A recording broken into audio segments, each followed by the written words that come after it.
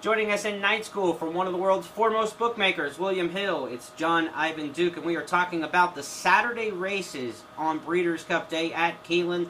Let's start here with the two-pack, the filly and mare turf and the mile. First up, the ladies in the filly and mare turf. A heavy favorite in the British books, Legatissimo. Yeah, I think she is unbeatable. She would be an absolute banker for me. She's won the 1,000 Guineas. She won the Group 1 Nassau Stakes at Glorious Goodwood. She won the Group 1 Matron Stakes at Leopardstown over a mile. She's versatile. She wins anywhere between a mile and a mile and a quarter.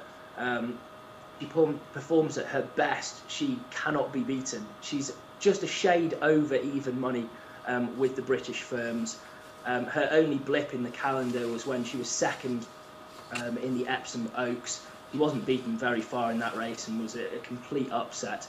I think Legatissimo will win the race. I think she is a real top-class, world-class horse. And Ryan Moore with 6 Breeders' Cup victories on the turf in the last few years, most of any rider. He comes over and he rides the U.S. course as well. Anybody else in that filly and mare turf from across the pond we should be taking a look at underneath your banker? I'll tell you what, we've got a bone to pick with the American stewards for kicking out Secret Gesture out of the Beverly D. We thought that was a disgrace that Secret Gesture was kicked out of the race. We couldn't understand why he was disqualified. Sorry, she was disqualified. I think she could run a good race. She would have been a Beverly D winner in my book. She's around about 12 to 1 in the betting, and she could run an each-way price. Of the others, Bawina, if the ground turned out really soft at Keeneland, then she would really enjoy that. But I do have a slight question mark as to whether she's got the class to compete with the likes of Legatissimo. Let's switch gears to the mile. And the mile is a fairly open race according to the pools out there and what we've seen and in the morning line here in the States. But I understand you have quite a stronger opinion than what the odds are showing in this race. In the Breeders' Cup Mile, tell us what you got. Jeremy, I always have a strong opinion. I think for me in this race, Make Believe is the winner of the race. I'd be picking Make Believe. I think Andre Farb has an incredible hand in the race. He's got Esoteric, who is just a marginal favourite at the moment, ahead of Make Believe. Esoteric's a mare who I really like.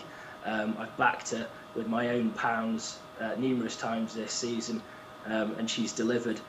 She's a great mare. She beat the boys in the Prix Jacques Le Marois. She won the Sun Chariot Stakes, beating a very good horse called Integral last time, and that was despite the jockey dropping the whip in the closing stages. So Esoteric did win with a fair bit in hand. Make Believe, though, is a very progressive horse. Won the French 2,000 Guineas, the Poule Decided Poulain, and also won the Prix de la Forêt. I think the reason I'd be with Make Believe is because he likes to be up with the pace, and I think that could be crucial in the Breeders' Cup Mile. I give you credit for just pronouncing the race. I always just go French 2,000 Guineas. It's much easier to say. What about the defending champion in this race? Can Caracante do it again? Do you feel that Caracante's in the same form as he was at 3? The interesting thing about Caracante is that he's had a very, very light campaign. And I think that could be an advantage. A lot of the other horses in the race have had tough seasons. Caracante hasn't. Caracante's only had 2 starts in 2015. Was 3rd in the Moulin last time. It wasn't his greatest performance, but we know that he comes over here and he will have been primed for this race. I think he'll peak in the mile. I think he'll come up just short. He might be thereabouts. He might be 3rd or 4th, but I think he'll come up just short. Jon Ivan-Duke from William Hill, thank you for your thoughts on those races. Coming up in just a few minutes, we'll talk about the turf and also the one Brit in for the Classic.